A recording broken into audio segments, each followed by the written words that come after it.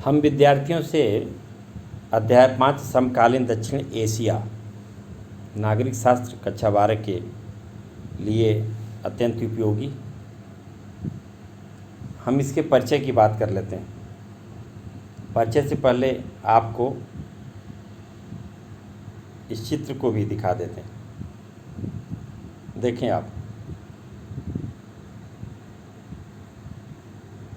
गौर से देख लें।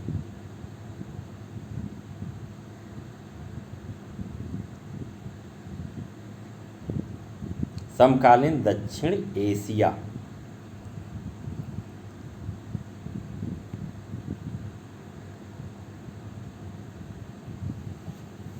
या पेंटिंग एगेनी डेलाक्रो ने सन 1830 में एक पेंटिंग बनाई थी, लिबर्टी लीडिंग द पीपल। इसका शीर्षक पेंटिंग में स्वतंत्रता की देवी को जनता की अगुवाई करते हुए चित्रित किया गया था। चित्र उसी पेंटिंग का सुभाष रायकृत रूपांतरण है।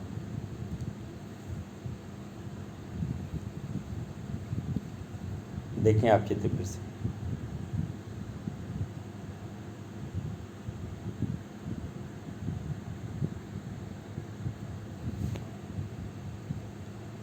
स्वतंत्रता की देवी अपने हाथ में झंडा लिए हुए विभिन्न देशों की। अब हम शीत युद्ध के दौर में विश्व के एक बड़े फलक पर हुए बदलाव से नज़र हटाकर अपना ध्यान अपने क्षेत्रीय यानी दक्षिण एशिया की ओर मोड़ लें। विद्यार्थी अभी तक वे इन विविध विषयों पर अपना अध्ययन कर रहे थे। 20वीं सदी के आखिरी सालों में जब भारत और पाकिस्तान ने खुद को परमाणु शक्ति संपन्न राष्ट्रों की बिरादरी में बैठा लिया, तो यह क्षेत्र अचानक पूरे विश्व की नज़र में महत्वपूर्ण हो उठा। स्पष्ट ही विश्व का ध्यान इस इलाके में चल रहे कई तरह के संघर्षों पर गया। इस क्षेत्र के देशों के बीच सीमा और नदी जल के बंटवारे को लेकर विवाद कायम है। इसके अतिरिक्त विद्रोह, जातीय संघर्ष और संसाधनों के बंटवारे को लेकर होने वाले झगड़े भी हैं। इन वजहों से दक्षिण एशिया का इलाका बड़ा संवेदनशील और अनेक विशेषज्ञों का मानना है कि आज विश्व में यह क्षेत्र सुरक्षा के लिहाज से खतरे की आशंका वाला क्षेत्र है। साथ ही एक बात और है, इस इलाके के बहुत से लोग इस तथ्य की निशानदेही करते हैं कि दक्षिण एशिया के देश अगर आपस में सहयोग करें तो यह क्षेत्र विकास करके समृद्ध बन सकता है। इस अध्याय में हम दक्षिण एशिया के देशों के बीच मौजूद संघर्षों की प्रकृति और इन देशों के आपसी सहयोग को समझने की कोशिश करेंगे। दक्षिण एशिया के देशों की घरेलू राजनीति से इन झगड़ों या सहयोग का मिजाज तय होता है अथवा वह इसके मूल में है। इस वजह से अध्याय में पहले दक्षिण एशिया का परिचय दिया जाएगा और कुछ देशों की घरेलू राजनीति की चर्चा की जाएगी। तस्वीर विद्यार्थियों ने अभी देखा। हम आते हैं, क्या है दक्षिण एशिया? इसको विद्यार्थी समझ। भारत और पाकिस्तान के बीच क्रिकेट मैच कितना तनावपूर्ण होता है, यह हम बखूबी जानते हैं। हमने यह भी देखा है कि क्रिकेट मैच देखने के लिए पाकिस्तानी अथवा भारतीय फैंस जब एक दूसरे के देशों में पहुंचते हैं तो उनका बड़ा आदर सत्कार होता है, गर्मजोशी से मेज़बानी की जाती है। यही हाल दक्षिण एशियाई मामलों का भी है। यह एक ऐसा क्षेत्र है जहाँ सद्भाव और शत्रुता, आशा और निराशा तथा पारस्परिक शंका और विश्वास साथ साथ बसते। शुरुआत हम एक बुनियादी सवाल से करें कि दक्षिण एशिया है क्या।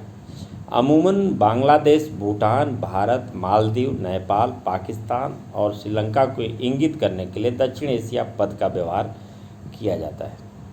उत्तर की विशाल हिमालय पर्वत श्रृंखला, दक्षिण का हिंद महासागर, पश्चिम का अरब सागर और पूर्व में मौजूद बंगाल की खाड़ी से यह इलाका एक विशिष्ट प्राकृतिक रूप में नजर आता है।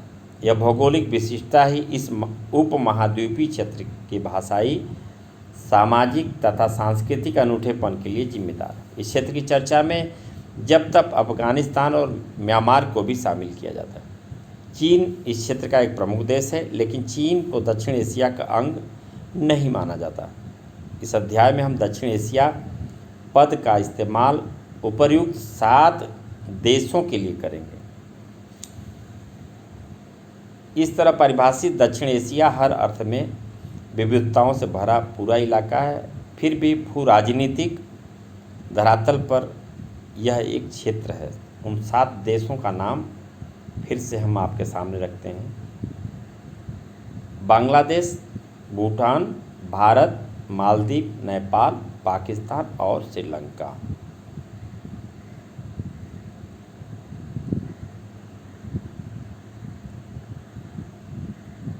दक्षिण एशिया के विभिन्न देशों में एक सी राजनीतिक प्रणाली नहीं है। अनेक समस्याओं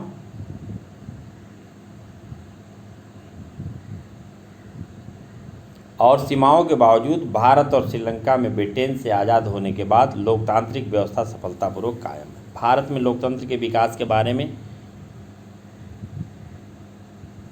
आप एक और किताब में विस्तार से पढ़ेंगे।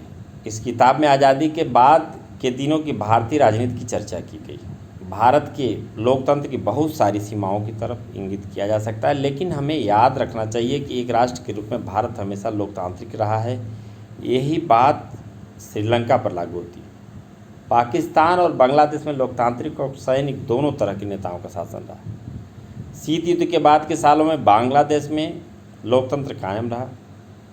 पाकिस्तान में शीत युद्ध के बाद के सालों में लगातार 2 लोकतांत्रिक सरकारें बनी। पहली सरकार बेनजीर भुट्टो और दूसरी नवाज शरीफ के नेतृत्व में कायम।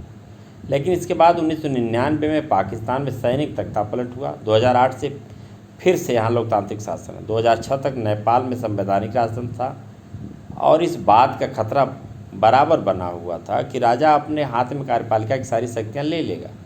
2008 में राजतंत्र को खत्म किया और नेपाल एक लोकतांत्रिक गणराज्य के रूप में उभरा। बांग्लादेश और नेपाल के अनुभवों के आधार पर हम कह सकते हैं कि पूरे दक्षिण एशिया में लोकतंत्र एक स्वीकृत मूल्य बन चला है। दक्षिण एशिया के 2 सबसे छोटे देशों में भी ऐसे ही बदलाव की बयार बह रही है। भूटान 2008 में संवैधानिक राजतंत्र बन गया। राजा के नेतृत्व में यह बहुदलीय लोकतंत्र के रूप में उभरा। दूसरा द्वीपीय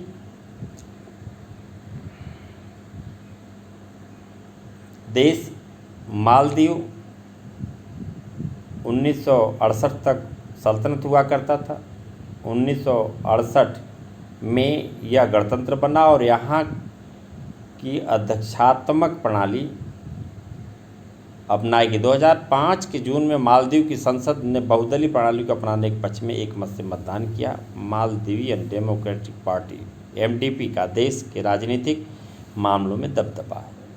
एमडीपी ने 2018 में हुए चुनाव में जीत हासिल की।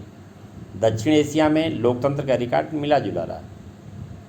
इसके बावजूद दक्षिण एशियाई देशों की जनता लोकतंत्र की आकांक्षाओं में सहभागी। इस क्षेत्र के 5 बड़े देशों में हाल ही में सर्वेक्षण किया गया था। सर्वेक्षण से यह बात जाहिर हुई कि इन 5 देशों में लोकतंत्र को व्यापक जन समर्थन हासिल है। इन देशों में हर वर्ग और धर्म के आम नागरिक लोकतंत्र को अच्छा मानते हैं, प्रतिनिधिमूलक लोकतंत्र की संस्थाओं का समर्थन करते हैं। इन देशों के लोग शासन की किसी और प्रणाली की अपेक्षा लोकतंत्र को वरीयता देते हैं और मानते हैं कि उनके देश के लोकतंत्र ही ठीक है। ये निष्कर्ष बड़े महत्वपूर्ण है, क्योंकि पहले से माना जाता रहा है कि लोकतंत्र सिर्फ विश्व के धनी देशों में फल फूल सकता है। इस लिहाज से देखें तो दक्षिण एशिया के लोकतंत्र के अनुभवों से लोकतंत्र की वैश्विक कल्पना का दायरा बढ़ा है। आइए हम देखें कि भारत को छोड़कर दक्षिण एशिया के अन्य 4 बड़े देशों में लोकतंत्र का अनुभव कैसा रहा। देखें आप,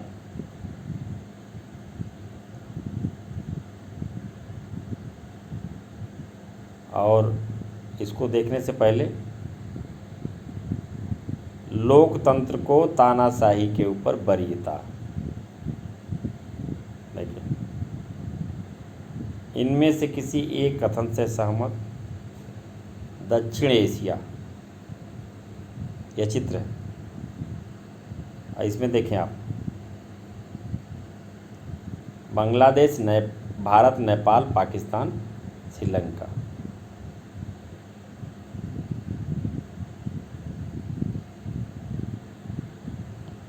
लोकतंत्र बेहतर,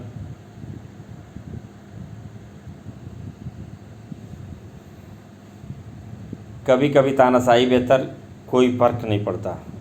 ये बिंदु होते हैं सर्वेक्षण के। अपने देश के लोकतंत्र की उपयोगिता पर बहुत कम लोगों को समझा। आपके देश के लोकतंत्र कितना उपयुक्त है, विद्यार्थियों के लिए चर्चा का विषय है और विभिन्न पहलुओं को ध्यान में रखते हुए। और इधर देखें आप, बहुत उपयुक्त और उपयुक्त, दो रंग में, दो कलर में, इसको गाढ़े में और हल्के में बताया गया है। बहुत उपयुक्त और उपयुक्त। दक्षिण एशिया, बांग्लादेश, श्रीलंका, भारत, पाकिस्तान, नेपाल। ये दोनों आरेख दक्षिण एशिया के 5 बड़े देशों को 19,000 से अधिक नागरिकों के लिए गए साक्षात्कार पर आधारित है। सर्वे, जो इसके पहले भी सर्वे की बात हुई थी। इस तरफ देखें आप, चार्ट के माध्यम से किसी भी चीज़ को समझने में सहूलियत होती है।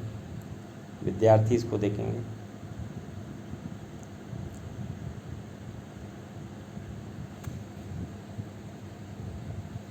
विश्व विकासशील देश, दक्षिण कोरिया, बांग्लादेश, भारत, नेपाल, पाकिस्तान, श्रीलंका।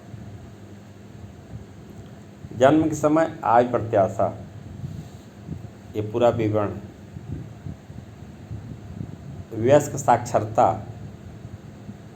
विद्यालयी नामांकन अनुपात, जीडीपी, बाल मृत्यु दर, टीबी का फैलाव, $1.90 प्रतिदिन से कम में जीने वाली जनसंख्या, मानव विकास सूची में स्थान। ये चार्ट है। विकासशील देश, दक्षिण कोरिया, ये बांग्लादेश, भारत, नेपाल, पाकिस्तान, श्रीलंका। इन आंकड़ों के आधार पर किसी देश की स्थिति स्पष्ट हो जाती है कि वहाँ पर विकास की स्थिति क्या है, वहाँ के लोगों के लिए जो सुविधाएं हैं, जो व्यवस्थाएं दी गई, उनका स्तर क्या है। विद्यार्थी इसको गौर से देखेंगे। पाकिस्तान में सेना और लोकतंत्र। पाकिस्तान में पहले संविधान के बनने के बाद देश के शासन की बागडोर जनरल अयूब खान के हाथों में ले ली और जल्दी ही अपना निर्वाचन भी करा लिया। उनके शासन के खिलाफ जनता गुस्सा भड़का और ऐसे में उन्हें अपना पद छोड़ना पड़ा। इससे एक बार फिर सैनिक शासन का रास्ता साफ हुआ और जनरल याहिया खान ने शासन की बागडोर संभाली। याहिया खान ने सैनिक शासन के दौरान पाकिस्तान को बांग्लादेश संकट का सामना करना पड़ा और 1971 में भारत के साथ पाकिस्तान की युद्ध हुआ। युद्ध के परिणाम स्वरूप पूर्वी पाकिस्तान टूटकर एक स्वतंत्र देश बना और बांग्लादेश कहलाया। इसके बाद पाकिस्तान में जुल्फ़िकार अली भुट्टो के नेतृत्व में निर्वाचित सरकार बनी, जो 1971 से 1977 तक कायम रही। 1977 में जनरल जियाउल हक ने इस सरकार को गिरा दिया। 1982 के बाद जनरल जियाउल हक को लोकतंत्र समर्थक आंदोलन का सामना करना पड़ा और 1999 में एक बार फिर बेनजीर भुट्टो के नेतृत्व में लोकतांत्रिक सरकार बनी। पाकिस्तान में इसके बाद की राजनीति बेनजीर भुट्टो की पाकिस्तान पीपुल्स पार्टी और मुस्लिम लीग के आपसी होड़ के इर्द गिर्द घूमती रही। निर्वाचित लोकतंत्र की यह अवस्था 1999 तक कायम रही। 1999 में एक बार फिर सेना ने दखल दी और जनरल परवेज मुशर्रफ ने प्रधानमंत्री नवाज शरीफ को हटा दिया। 2001 में परवेज मुशर्रफ ने अपना निर्वाचन राष्ट्रपति के रूप में कराया। पाकिस्तान पर सेना की हुकूमत थी, हालांकि सैनिक शासकों ने अपने शासन को लोकतांत्रिक जताने के लिए चुनाव कराए। 2008 से पाकिस्तान में लोकतांत्रिक तरीके से चुने गए नेता शासन कर रहे हैं। अब आप इसी के साथ जो प्रमुख तिथियां हैं उस पर एक नज़र डालें। दक्षिण एशिया का घटनाक्रम 1947। ब्रिटिश राज की समाप्ति के बाद भारत और पाकिस्तान का स्वतंत्र राष्ट्र के रूप में उदय। 14 अगस्त 1947 को पाकिस्तान और 15 अगस्त 1947 को भारत को आज़ादी मिली। 1948 श्रीलंका तत्कालीन सीलोन को आज़ादी मिली। कश्मीर को लेकर भारत और पाकिस्तान के बीच लड़ाई। 1954-55 पाकिस्तान शीत युद्धकालीन सैन्य गुट सीयोटो और सेंटो में शामिल हुआ। सितंबर 1960 भारत और पाकिस्तान ने सिंधु नदी जल समझौते पर हस्ताक्षर किए। यह घटनाक्रम आपको दक्षिण एशिया का क्रमशः बताया जा रहा है। 1962 भारत और चीन के बीच सीमा विवाद। 1965 भारत पाक युद्ध। संयुक्त राष्ट्र संघ का भारत पाक पर्यवेक्षण मिशन। 1966 भारत और पाकिस्तान के बीच ताशकंद समझौता। शेख मुजीबुर रहमान ने पूर्वी पाकिस्तान को ज़्यादा स्वायत्तता देने के लिए 6 सूत्री प्रस्ताव रखा। मार्च 1971 बांग्लादेश के नेताओं द्वारा आज़ादी की उद्घोषणा।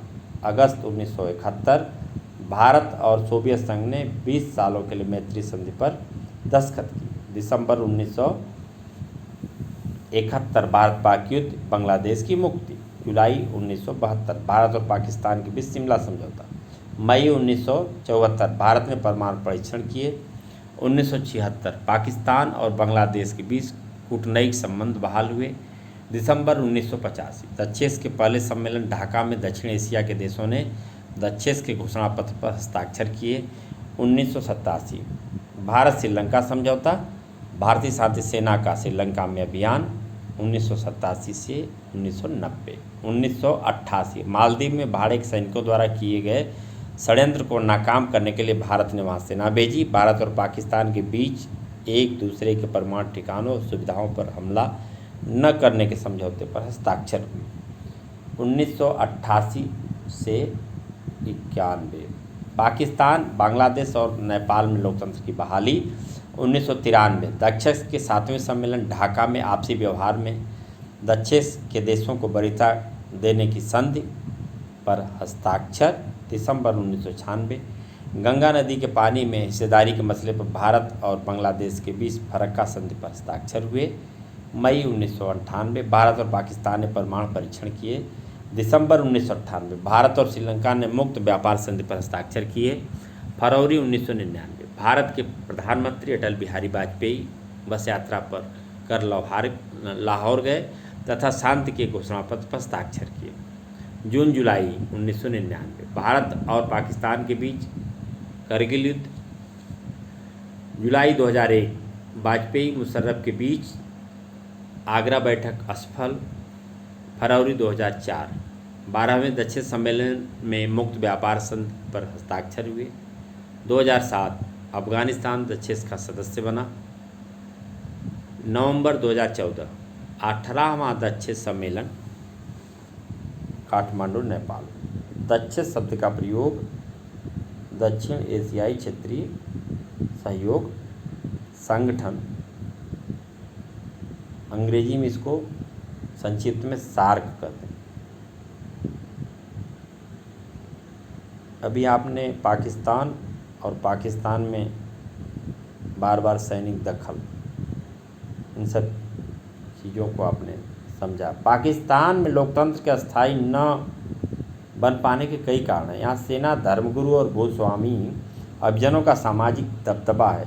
इसकी वजह से कई बार निर्वाचित सरकारों को गिराकर सैनिक शासन कायम हुआ। पाकिस्तान की भारत के साथ तनातनी रहती है। इस वजह से सेना समर्थक समूह ज़्यादा मजबूत हैं और अक्सर ये समूह दलील देते हैं कि पाकिस्तान के राजनीतिक दलों और लोकतंत्र में खोट है।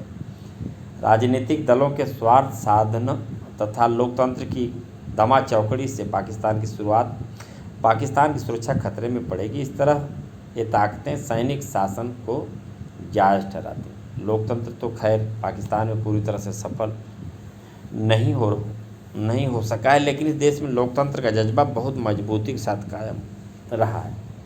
पाकिस्तान में अपेक्षाकृत स्वतंत्र और साहसी प्रेस मौजूद है। वहाँ मानवाधिकार आंदोलन भी काफ़ी मजबूत है। पाकिस्तान में लोकतांत्रिक शासन चले, इसके लिए कोई खास अंतर्राष्ट्रीय समर्थन नहीं मिलता। इस वजह से भी सेना को अपना प्रभुत्व कायम करने के लिए बढ़ावा मिला है। अमेरिका तथा अन्य पश्चिमी देशों ने अपने अपने स्वार्थों से गुजरे वक्त में पाकिस्तान में सैनिक शासन को बढ़ावा दिया। इन देशों को उस आतंकवाद से डर लगता है जिसे ये देश विश्वव्यापी इस्लामी आतंकवाद कहते हैं। इन देशों को यह भी डर सताता है कि पाकिस्तान के परमाणविक हथियार कहीं इन आतंकवादी समूहों के हाथ न लग जाए। इन बातों के मद्देनज़र पाकिस्तान को ये देश पश्चिम तथा दक्षिण एशिया में पश्चिमी हितों का रखवाला मानते हैं। पाकिस्तान में लोकतंत्र की जो स्थिति है उसके लिए जो प्रमुख बातें बताई गई ये काफ़ी महत्वपूर्ण है। और अभी आपने देखा, अब हम उन बातों की चर्चा करेंगे विशेषकर। जैसे देखें यहाँ पर एक और पूर्वी और पश्चिमी जर्मनी थे जो मिलकर एक हो गए। दूसरी ओर भारत और पाकिस्तान है जहाँ लोगों का एक दूसरे देश में जाना भी आसान नहीं। चर्चा का विषय हो सकता है आखिरकार इसके पीछे प्रमुख कारण क्या है। अब आगे देखते हैं।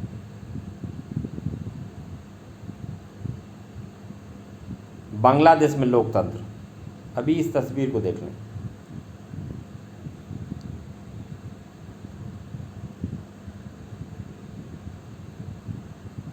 सेना के जनरल और पाकिस्तान के राष्ट्रपति के रूप में पाकिस्तान के शासक परवेज मुशर्रफ की दोहरी भूमिका की ओर यह कार्टून संकेत करता है। कार्टून में दिए गए समीकरणों को ध्यान से पढ़ें और कार्टून के संदेश को लिख सकते हैं। आप लिखें किस प्रकार से वहाँ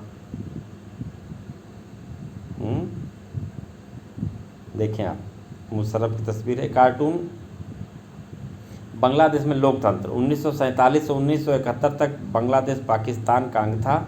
अंग्रेजी राज के समय से बंगाल और असम के विभाजित हिस्सों से पूर्वी पाकिस्तान का यह क्षेत्र बना था। इस क्षेत्र के लोग पश्चिमी पाकिस्तान के दबदबे और अपने ऊपर उर्दू भाषा को लादने के खिलाफ थे।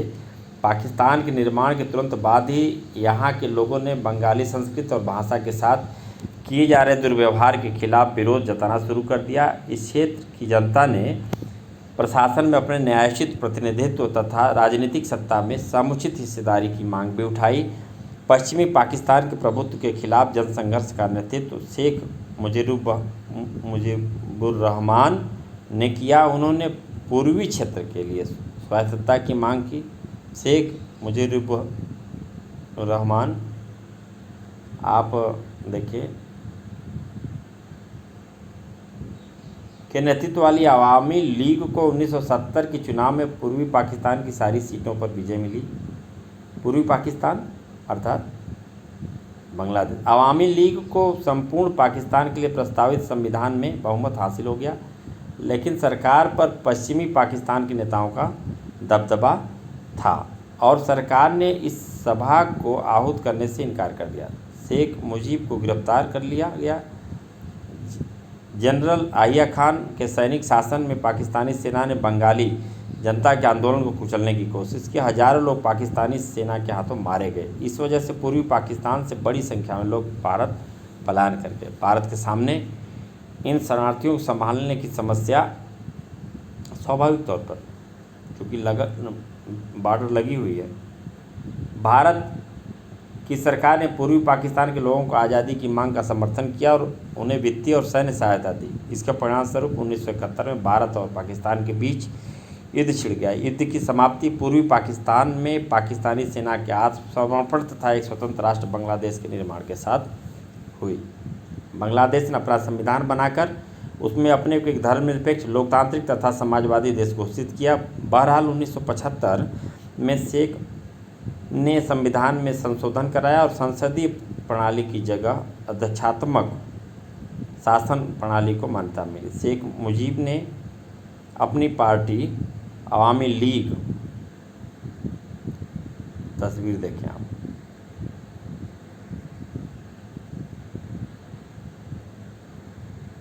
उन्नीस में जनरल इरशाद के खिलाफ लोकतंत्र समर्थक प्रदर्शन के दौरान पुलिस द्वारा मारे गए नूर हुसैन की याद में ढाका विश्वविद्यालय में दीवार पर बनी एक चित्रमाला गणतंत्र मुक्त पाक, दीवार पर जय बंगला जय बंगबंधु, विप्लव वीर ही सच्चे इंसान है, क्रांति की मुक्ति का इकलौता रास्ता है। ये सब नारे इस पर लिखे हुए हैं। देखो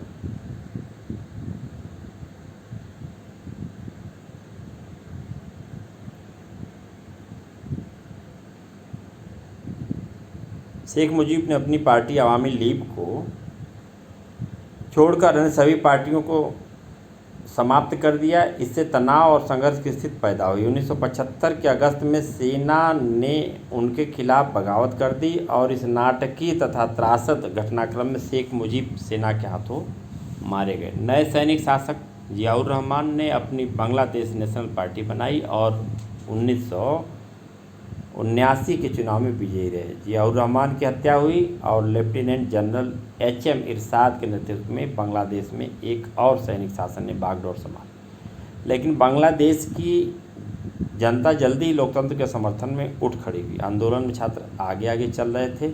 बाध्य होकर जनरल इरशाद ने एक हद तक राजनीतिक गतिविधियों की छूट दी। इसके बाद के समय में जनरल इरशाद 5 सालों के लिए राष्ट्रपति निर्वाचित हुए। जनता के व्यापक विरोध के आगे झुकते हुए लेफ्टिनेंट जनरल इरशाद को राष्ट्रपति का पद 1990 में छोड़ना पड़ा।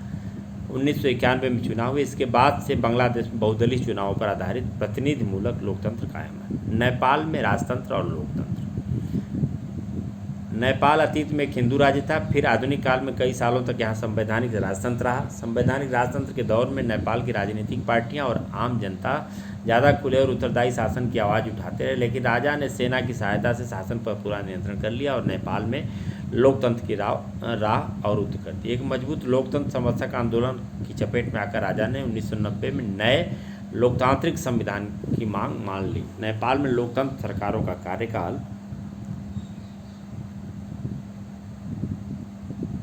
छोटा और समस्याओं से भरा रहा। 1990 के दशक में नेपाल के माओवादी नेपाल के अनेक राज्यों में अपना प्रभाव जमाने में कामयाब हुए। माओवादी राजा और सत्ताधारी अभिजन के खिलाफ सशस्त्र विद्रोह करना चाहते थे। इस वजह से राजा की सेना और माओवादी गुरिल्लों के बीच हिंसक लड़ाई छिड़ गई। कुछ समय तक राजा की सेना, लोकतंत्र समर्थकों और माओवादियों के बीच त्रिकोणीय संघर्ष हुआ। 2002 में राजा ने संसद को भंग कर दिया और सरकार को गिरा दिया। इस तरह नेपाल में जो भी थोड़ा बहुत लोकतंत्र था उसे राजा ने खत्म कर दिया। अप्रैल 2006 में यहाँ देशव्यापी लोकतंत्र समर्थक प्रदर्शन हुए। संघर्षरत लोकतंत्र समर्थक शक्तियों ने अपनी पहली बड़ी जीत हासिल की जब राजा ज्ञानेंद्र ने बाध्य होकर संसद को बहाल किया। इसे अप्रैल 2002 में भंग कर दिया गया था। मोटे तौर पर अहिंसक रहे इस प्रतिरोध का नेतृत्व 7 दलों के गठबंधन 7 पार्टी अलायंस, माओवादी तथा सामाजिक कार्यकर्ताओं ने किया। नेपाल में लोकतंत्र की आमद अब लगभग मुकम्मल हुई है। नेपाल अपने इतिहास के एक अद्वितीय दौर से गुजर रहा था। नेपाल का संविधान लिखने के लिए वहाँ संविधान सभा का गठन हुआ। नेपाल में कुछ लोग मानते हैं कि अलंकारिक अर्थों में राजा का पद कायम रहना जरूरी था ताकि नेपाल अपने अतीत से जुड़ा रहे। माओवादी समूहों ने सशस्त्र संघर्ष की राह छोड़ देने की बात मान ली थी। माओवादी चाहते थे कि संविधान में मूलगामी सामाजिक आर्थिक पुनर्रचना के कार्यक्रमों को शामिल किया जाए। 7 दलों के गठबंधन में शामिल हर एक दल को यह बात स्वीकार नहीं थी। माओवादी और कुछ अन्य बांग्लादेश के ग्रामीण बैंक के बारे में ज़्यादा जानकारी विद्यार्थी जुटाएं। क्या भारत में गरीबी कम करने के लिए ऐसे ही जुगत लगा सकते हैं? इन पर विद्यार्थी आपस में समूह बना करके चर्चा कर सकते हैं। नेपाल तो सचमुच बड़ा रोमांचक जान पड़ता है। काश मैं नेपाल में होती। यहाँ देखें आप, राजनीतिक समूह भारत की सरकार नेपाल के भविष्य में भारतीय सरकार की भूमिका को लेकर बहुत शंकित थे। 2008 में नेपाल राजतंत्र को खत्म करने के बाद लोकतांत्रिक गणराज्य बन गया।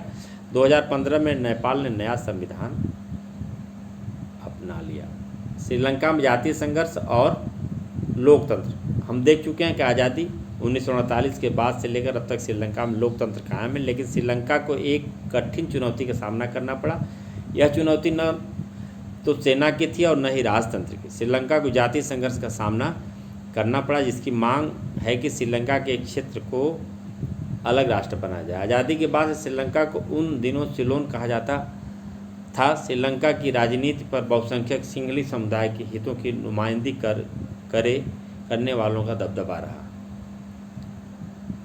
देखें आप चित्र, यहाँ 2 चित्र दिए गए हैं। पहले चित्र में लोकतंत्र समर्थक, ये चित्र नेपाल से संदर्भित हैं, जो भी आपसे चर्चा की जा रही थी। रैली काठमांडू 1990 में भाग लेते हुए दिखाया गया। दूसरी तस्वीर 2006 की है, इसमें भी दुर्गा थापा को दिखाया गया है, लेकिन इस बार वे लोकतंत्र बहाली के दूसरे आंदोलन को सफलता का उत्सव मना रही। ये देखें,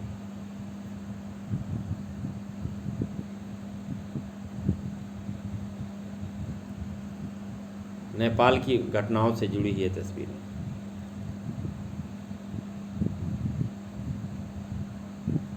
श्रीलंका के संदर्भ में हम अभी चर्चा कर रहे थे। ये लोग भारत छोड़कर श्रीलंका आ बसी एक बड़ी तमिल आबादी के खिलाफ है। तमिलों का बसना श्रीलंका के आज़ाद होने के बाद भी जारी रहा। सिंहली राष्ट्रवादियों का मानना था कि श्रीलंका में तमिलों के साथ कोई रियायत नहीं बरती जानी चाहिए, क्योंकि श्रीलंका सिर्फ सिंहली लोगों का।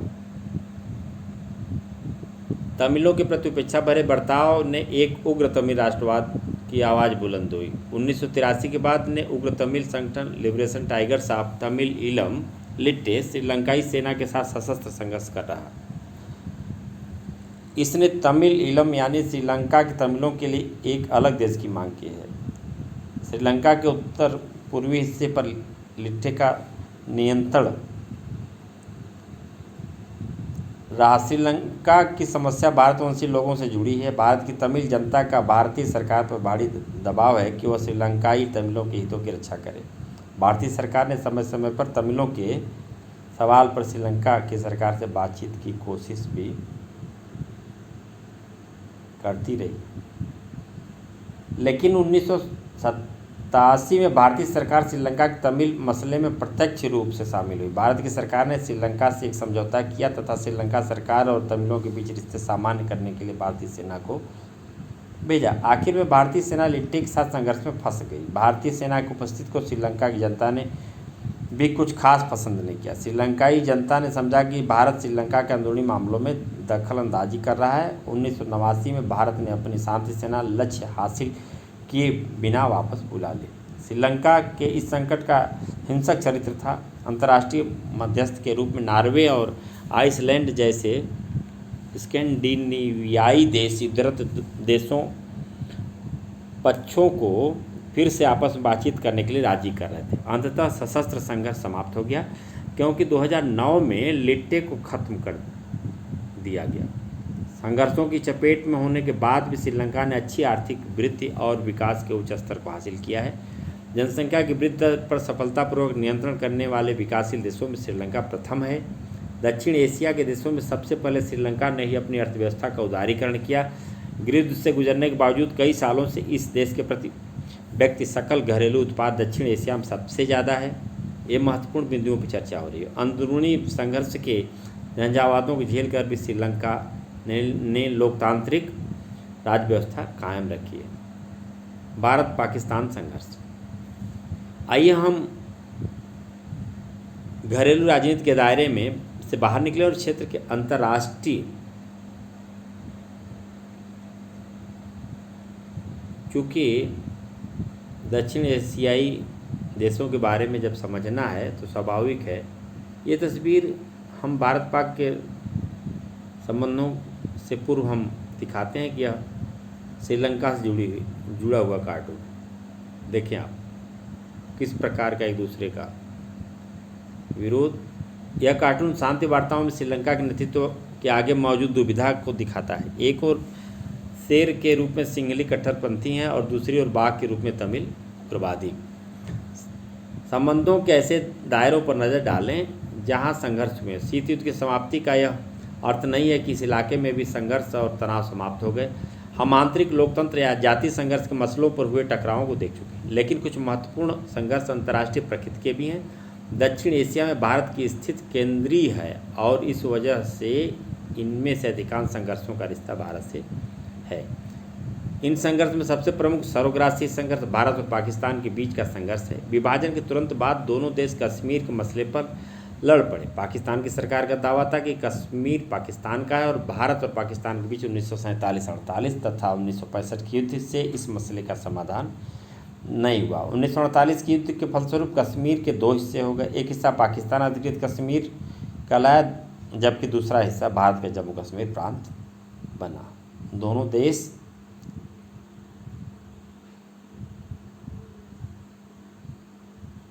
तस्वीर देखें आप, बंकरों की भूल भुलैया से कुर्सी मेजों की भूल भुलैया तक।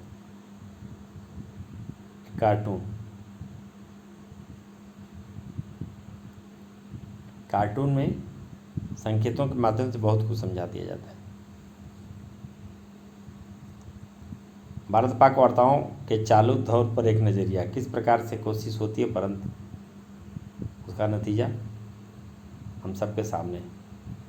अब देखें आप, लेकिन दोनों देशों के बीच एक नियंत्रण सीमा रेखा है। 1971 में भारत ने पाकिस्तान के खिलाफ एक निर्णायक युद्ध जीता, लेकिन कश्मीर मसला अनसुलझा ही रहा। सामरिक मसलों जैसे सियाचिन ग्लेशियर पर नियंत्रण तथा हथियारों की होड़ को लेकर भी भारत और पाकिस्तान के बीच तनातनी रहती है।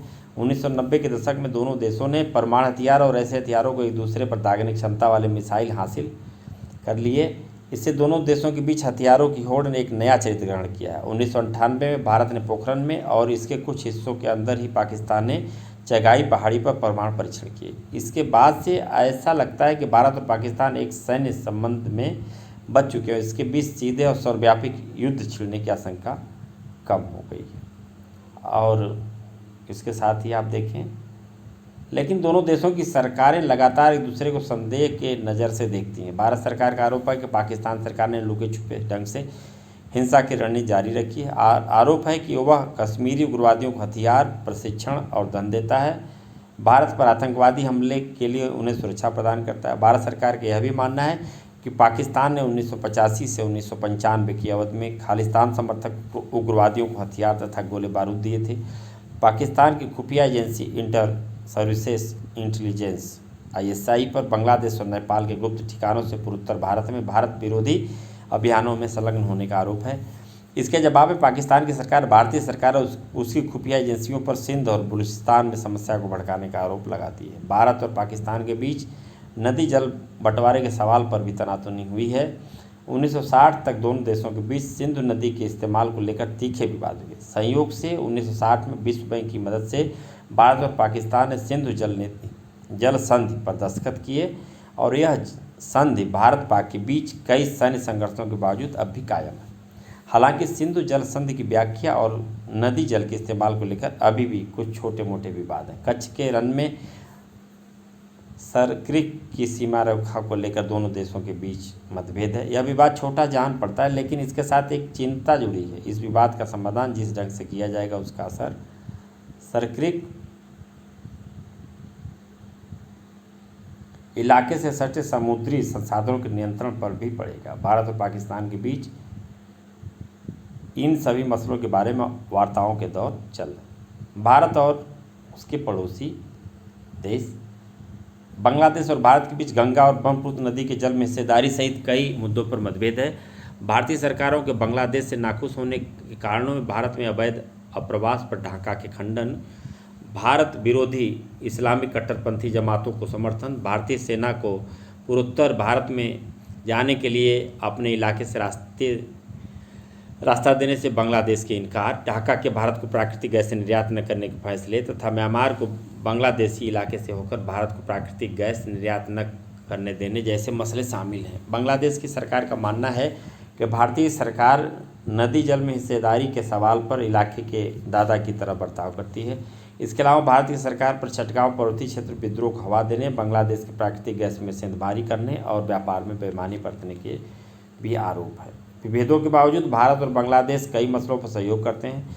पिछले 20 वर्षों के दौरान दोनों के बीच आर्थिक संबंध ज़्यादा बेहतर हुए। बांग्लादेश भारत के लुक ईस्ट और 2014 से एक्ट ईस्ट नीति का हिस्सा है। इस नीति के अंतर्गत म्यांमार के जरिए दक्षिण पूर्व एशिया से संपर्क साधने की बात है। आपदा प्रबंधन और पर्यावरण के मसले पर भी दोनों देशों ने निरंतर सहयोग किया। 2015 में दोनों ने कुछ परिक्षेत्र इंक्लेव का आदान प्रदान किया।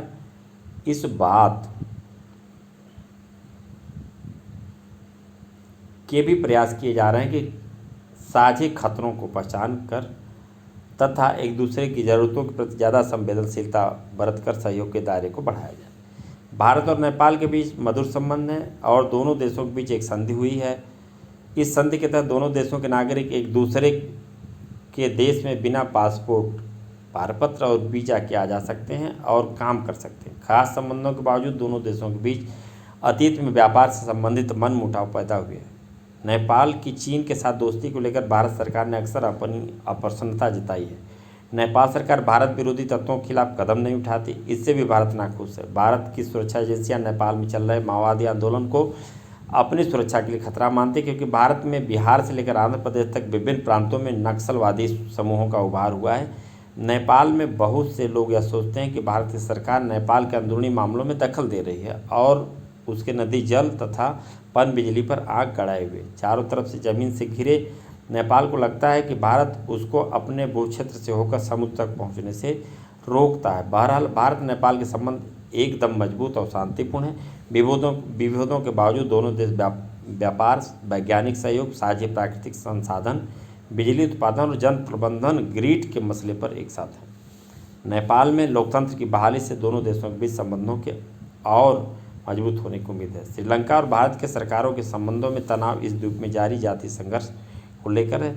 जब तमिल आबादी राजनीतिक, विशेषकर श्रीलंका में तमिल और सिंगली, और यहाँ पर हम आपसे जो चीज़ें शेष रह गई हैं उन पर चर्चा करेंगे। फिर हम विद्यार्थियों को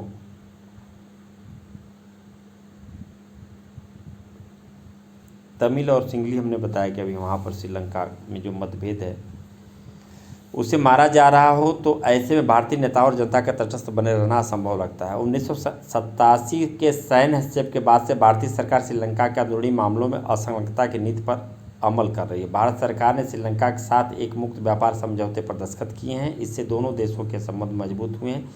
श्रीलंका में सुनामी से हुई तबाही के बाद के पुनर्निर्माण कार्यों में भारतीय मदद से भी दोनों देशों के एक दूसरे के करीब आए। भारत के भूटान के साथ भी बहुत अच्छे रिश्ते हैं और भूटानी सरकार के साथ कोई बड़ा झगड़ा नहीं। भूटान से अपने काम का संचालन कर रहे पूर्वोत्तर भारत के उग्रवादियों और गुर्रिल्लों को भूटान ने अपने क्षेत्र से खदेड़ भगाया। भूटान के इस कदम से भारत को बड़ी मदद मिली। भारत भूटान पनबिजली की बड़ी परियोजनाओं में हाथ बटा रहा है। इस हिमालयी देश के विकास कार्यों के लिए सबसे ज़्यादा अनुदान भारत से हासिल होता है। मालदीव के साथ भारत के संबंध सौहार्दपूर्ण तथा गर्मजोशी से भरे हैं। 1988 में श्रीलंका से आए कुछ भाड़े तमिल सैनिकों ने मालदीव पर हमला किया। मालदीव ने जब आक्रमण रोकने के लिए भारत से मदद मांगी तो भारतीय वायुसेना और नौसेना ने तुरंत कार्रवाई की। भारत ने मालदीव के आर्थिक विकास, पर्यटन और मत्स्य उद्योग में भी मदद की। आपने ध्यान दिया होगा कि दक्षिण एशिया के छोटे छोटे पड़ोसियों के साथ भारत को कई समस्याओं का सामना करना पड़ता है। भारत का आकार बड़ा है और वह शक्तिशाली है। इसकी वजह से अपेक्षाकृत छोटे देशों का भारत के इरादों को लेकर शक करना लाजमी भी है। और आप दूसरी तरफ भारत सरकार को अक्सर महसूस होता है कि उसके पड़ोसी देश उसका बेजा फायदा उठा रहा है। भारत नहीं चाहता कि इन देशों में राजनीतिक अस्थिरता पैदा हो और उसे भय लगता है कि ऐसी स्थिति से बाहरी ताकतों को इस क्षेत्र में प्रभाव जमाने में मदद मिलेगी। छोटे देशों को लगता है कि भारत दक्षिण एशिया में अपना दबदबा कायम करना चाहता है। दक्षिण एशिया के सारे झगड़े सिर्फ भारत और उसके पड़ोसी देशों के बीच ही नहीं है। नेपाल, भूटान तथा बांग्लादेश, म्यांमार के बीच जातीय मूल के नेपालियों के भूटान आप्रवास तथा रोहिंग्या लोगों के म्यांमार में आप्रवास के मसले पर मतभेद रहे हैं। बांग्लादेश और नेपाल के बीच हिमालयी नदियों की जल की हिस्सेदारी को लेकर खटपट है। यह बात सही है कि इस इलाके के सभी बड़े झगड़े भारत और उसके पड़ोसी देशों के बीच है। इसका एक कारण दक्षिण एशिया का भूगोल भी है, जहां भारत बीच में स्थित है और बाकी देश भारत की सीमा के इर्द गिर्द पड़ते हैं।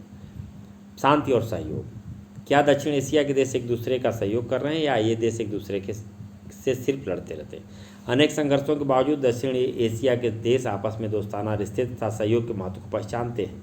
शांति के प्रयास द्विपक्षीय हुए हैं और क्षेत्रीय स्तर पर भी दक्षिण South Asian Association for Regional Cooperation SAARC दक्षिण एशियाई देशों द्वारा बहुस्तरीय साधनों से आपस में सहयोग करने की दिशा में उठाया गया बड़ा कदम। इसकी शुरुआत 1985 में हुई।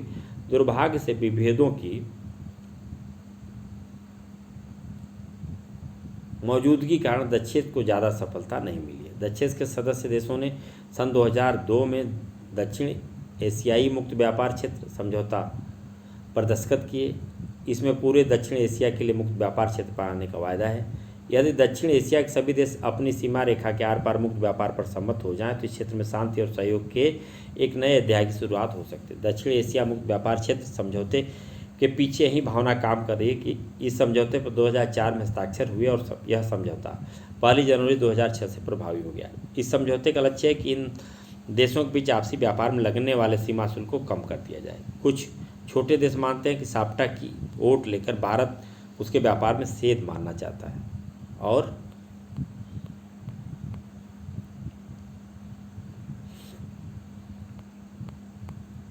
कार्टून पर भी हम अभी चर्चा करेंगे विद्यार्थियों से।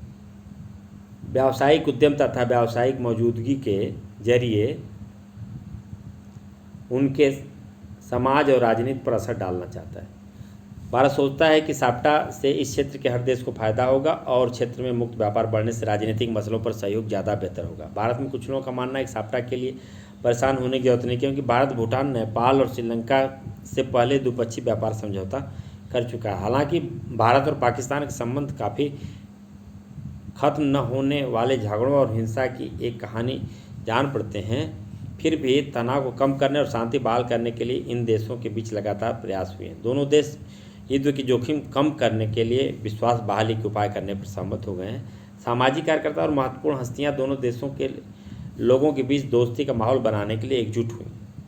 दोनों देशों के नेता एक दूसरे को बेहतर ढंग से समझने और दोनों देशों के बीच मौजूद बड़ी समस्याओं के समाधान के लिए सम्मेलनों में भेंट करते हैं। पिछले 5 वर्षों के दौरान दोनों देशों के पंजाब हिस्से के बीच कई बस मार्ग खुले हैं। अब वीज़ा आसानी से मिल जाते हैं। कोई भी क्षेत्र हवा में नहीं होता। चाहे कोई क्षेत्र अपने को गैर इलाकाई ताकतों से अलग रखने की जितनी भी कोशिश करे, उस पर बाहरी ताकतों और घटनाओं का असर पड़ता ही है। चीन और संयुक्त राज्य अमेरिका दक्षिण एशिया की राजनीति में अहम भूमिका निभाते हैं। पिछले 10 वर्षों में भारत और चीन के संबंध बेहतर हुए। चीन की रणनीतिक साझेदारी पाकिस्तान के साथ है और यह भारत चीन संबंधों में एक बड़ी कठिनाई है। विकास की जरूरत और वैश्वीकरण के कारण एशिया महादेश के ये 2 बड़े देश ज़्यादा नज़दीक आए हैं। सन 1991 के बाद से इनके आर्थिक संबंध ज़्यादा मजबूत हुए। शीत युद्ध के बाद दक्षिण एशिया में अमेरिकी प्रभाव तेज़ी से बढ़ा है। अमेरिका ने शीत युद्ध के बाद भारत और पाकिस्तान दोनों से अपने बेहतर संबंध किए हैं। वह भारत पाक के बीच लगातार मध्यस्थ की भूमिका निभा रहा है। दोनों देशों में आर्थिक सुधार हुए हैं और उदार नीतियाँ अपनाई। इससे दक्षिण एशिया में अमेरिकी भागीदारी ज़्यादातर गहरी हुई है। अमेरिका में दक्षिण एशियाई मूल के लोगों की संख्या अच्छी खासी है। फिर इस देश की जनसंख्या और बाजार का आकार भी भारी भरकम है। इस कारण इस क्षेत्र की सुरक्षा और शांति के भविष्य से अमेरिका के हित भी बधे हुए हैं। बहरहाल दक्षिण एशिया को संघर्षों की आशंका वाले क्षेत्र के रूप में पहचाना जाता रहेगा, अथवा यह एक ऐसे क्षेत्रीय गुट के रूप में उभरेगा जिसके सांस्कृतिक गुण, धर्म तथा व्यापारिक हित एक हैं। यह बात किसी बाहरी शक्ति से ज़्यादा यहाँ के लोगों और सरकारों पर निर्भर है।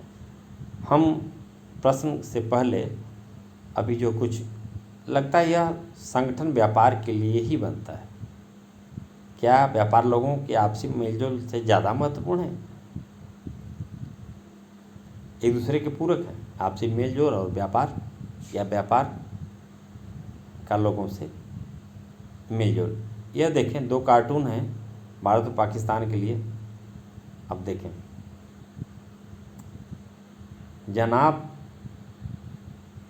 जनाब हूँ कारोबार, कॉमर्स, इकोनॉमी, आप भारत के साथ केवल बुनियादी मुद्दों की बातें क्यों नहीं करते? ये देखिए,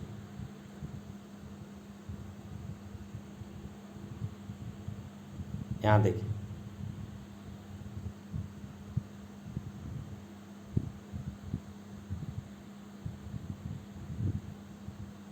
किस प्रकार से आपसी मतभेद भारत और पाकिस्तान के इन दो कार्टूनों के माध्यम से बेहतर तरीके से समझाने की कोशिश। क्षेत्रीय सहयोग की प्रगति में भारत और पाकिस्तान की भूमिका के बारे में आप देखें। क्षेत्रीय सहयोग संगठन और भारत पाकिस्तान की जो भूमिका है उसकी ओर संकेत करता हुआ आपने इन विविध कार्टूनों के माध्यम से सार्क देशों के आपसी संबंधों, पिछले अध्याय में भी विद्यार्थियों को बताया गया है कि ग्रुप बना करके विद्यार्थी इस पर विचार विमर्श करें ताकि उन्हें अधिक से अधिक विषय वस्तुओं की जानकारी हो सके। अब हम यहाँ पर जो प्रश्न हैं उनकी ओर जाते हैं। देशों की पहचान करें। आपके सामने यह प्रश्न है। आप जब वीडियो को देखेंगे तो यहाँ पर ब्रेक करके इनको आप समझ सकते हैं। इसके आगे देखें आप, दक्षिण एशिया के बारे में कौन सा कथन गलत है? पाकिस्तान के लोकतंत्रीकरण में कौन सी कठिनाइयाँ हैं? नेपाल के लोग अपने देश में लोकतंत्र को बहाल करने में कैसे सफल हुए?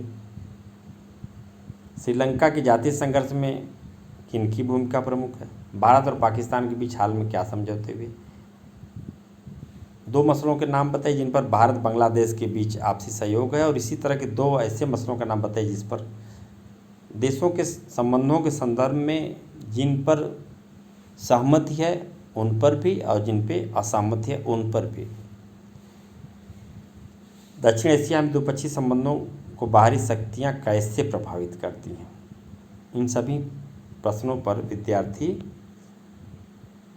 गंभीरता से विचार करेंगे और उनको अपने अभ्यास पुस्तिका में उनके जवाब लिखेंगे। दक्षिण एशिया के देशों के बीच आर्थिक सहयोग की राह तैयार करने में दक्षेस की भूमिका, सीमाओं का आलोचनात्मक मूल्यांकन, दक्षिण एशिया की बेहतरी में दक्षेस ज़्यादा बड़ी भूमिका निभा सके। आपका सुझाव क्या होगा इस संदर्भ में? दक्षिण एशिया के देश एक दूसरे पर अविश्वास करते हैं, इससे अंतर्राष्ट्रीय मंचों पर यह क्षेत्र एकजुट होकर अपना प्रभाव नहीं जमा पाता। इस कथन की पुष्टि में कोई दो उदाहरण, दक्षिण एशिया को मजबूत करने के लिए उपाय सुझाव। दक्षिण एशिया के देश भारत को एक बाहुबली समझते हैं जो इस क्षेत्र के छोटे छोटे देशों पर अपना दबदबा जमाना चाहता है और ऐसे अंदरूनी मामलों में दखल देता है। इन देशों की ऐसी सोच के लिए कौन सी बातें जिम्मेदार हैं?